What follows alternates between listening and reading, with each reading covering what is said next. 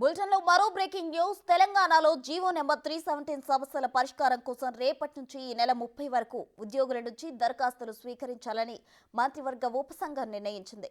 ఈ జీవోపై నిన్న సచివాలయంలో మంత్రి రాజ్ నరసింహ అధ్యక్షతన సమీక్షా సమావేశం జరిగింది. కమిటీ సభ్యుడైన మంత్రి పొన్నం ప్రభాకర్, సాధారణ పరిపాలనా శాఖ కార్యదర్శి రఘునందరావు, పీఆర్సీ చైర్మన్ శివశంకర్, ఇతర అధికారులు పాల్గొన్నారు.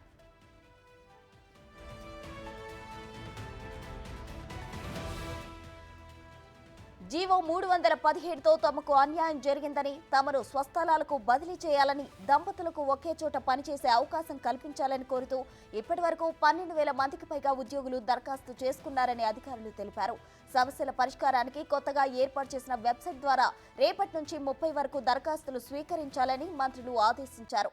గతంలో దరఖాస్తు చేసుకున్న వారికి మరో దఫా దరఖాస్తు చేసుకునే అవకాశం కల్పించాలన్నారు. దరఖాస్తుల్లో లోకల్ స్టేటస్ నమోదు, కేంద్ర ప్రభుత్వ ఉద్యోగుల భార్య లేదా భర్తకు సైతం బదిలీ కోరుకునేందుకు అవకాశం కల్పించాలని సూచించారు. ఉద్యోగులు ఆన్లైన్ ద్వారా దరఖాస్తు చేసుకుంటే వారి సెల్ ఫోన్కు మెసేజ్ ద్వారా సమాచారం తెలపాలని, రసీదు పంపించాలని నిర్దేశించారు.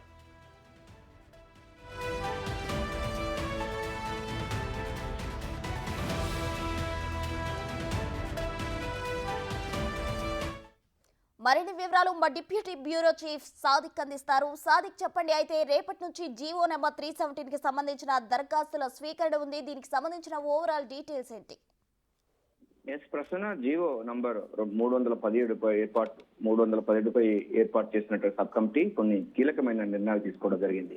ప్రధానంగా ఈ సమస్య ఎందుకు వచ్చిందంటే, గత ప్రభుత్వం జిల్లాల పునర్వ్యవస్థీకరణ చేసి జోన్స్, అదేవిధంగా జిల్లాల విస్తరణ చేయడం వల్ల స్థానికత సంబంధించిన ఉద్యోగుల విషయంలో చాలా తీవ్రమైనటువంటి అన్యాయం జరిగిందని ఉద్యోగులు చాలా ఆందోళన బాటపట్టడం జరిగింది. ఉదాహరణకు వరంగల్ జిల్లా ఉన్నట్టు వరంగల్ జిల్లాకు 5 జిల్లాలైంది. కానీ స్థానికత విషయంలో మాత్రం వాళ్ళు కోరుకున్న విషయం కాకుండా ఎక్కడ పడితే అక్కడ వారికి ట్రాన్స్ఫర్ చేయడం జరిగింది. దీంతో ఈ 317 జీవో వల్ల తీవ్రమైనటువంటి నష్టం కలుగుతుంది. తమ పిల్లలకు స్థానికత విషయంలో కానీ, లేకపోతే స్పౌస్ సంబంధించిన భార్య భర్తలు సంబంధించిన ఉద్యోగులు ఉంటే వారికి చాలా వెసులుబాటు లేదని కూడా వాళ్ళ ఆందోళన వ్యక్తం చేయడం జరిగింది. గత ప్రభుత్వంలో చాలా తీవ్రమైనటువంటి పోరాటం చేయడం జరిగింది. ఈ నేపథ్యంలో అప్పుడు పిసిసి చీఫ్ రేవంత్ రెడ్డితో ఈ జీవోను సవరించాలని కూడా వాళ్ళు చెప్పడం జరిగింది. దీనికి సానుకూలంగా అప్పుడు స్పందించినటువంటి ముఖ్యమంత్రి రేవంత్ రెడ్డి తర్వాత ముఖ్యమంత్రి అయిన తర్వాత ఈ 317 జీవో, అదేవిధంగా 46 జీవో పైన పూర్తి స్థాయిలో కూడా అధ్యయనం చేసేందుకు సబ్ కమిటీలు ఏర్పాటు చేయడం జరిగింది. ఇది అసలు నేపథ్యం.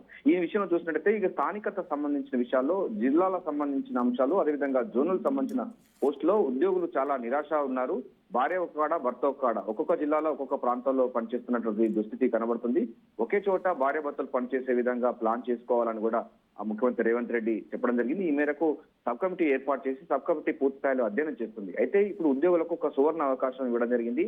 ఈ నెల 14 అంటే రేపటి నుండి జూన్ 30 తారీఖు వరకు వాళ్ళందరూ కూడా ఆన్లైన్ లో, ఎవరైతే ఈ యొక్క 317 జీవో వల్ల ఇబ్బందులు పడుతున్నారో వాళ్ళందరూ కూడా ఆన్లైన్ ద్వారా వాళ్ళు దరఖాస్తు చేసుకోవాలని కూడా సబ్ కమిటీ సూచించడం జరిగింది.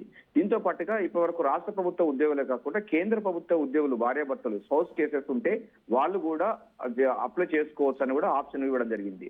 దీంతో పాటుగా మల్టిపుల్ అప్లికేషన్స్ దరఖాస్తు చేసుకునే అవకాశం ఉంటుంది. అంటే ఉదాహరణకు ఒక జిల్లా సంబంధించినటువంటి ఉద్యోగి ఏ జిల్లాలో అయినా పెట్టుకునేందుకు గాను తనకు వెసులుబాటు కల్పిస్తూ కూడా నిర్ణయం తీసుకోవడం. గతంలో గత ప్రభుత్వము బీఆర్ఎస్ ప్రభుత్వంలో ఉద్యోగులకు ఎక్కడంటే అక్కడికి పంపించినటువంటి పరిస్థితి నేపథ్యంలో వాళ్ళందరూ తట్టాబుట్ట పట్టుకొని భార్య కాడ, పిల్లల కాడ, పిల్లల చదువు కాడ, భర్త కాడ, ఇట్లాంటి అస్తవ్యస్తమైనటువంటి ఉండే వ్యవస్థ ఉండేది. దాని ద్వారా ఉద్యోగులు సరిగ్గా పనిచేయకపోవడం, అదేవిధంగా పిల్లల స్థానికత విషయంలో ఏంటి అని కూడా వాళ్ళ ఆందోళన వ్యక్తం చేసే సంగతి తెలిసిందే.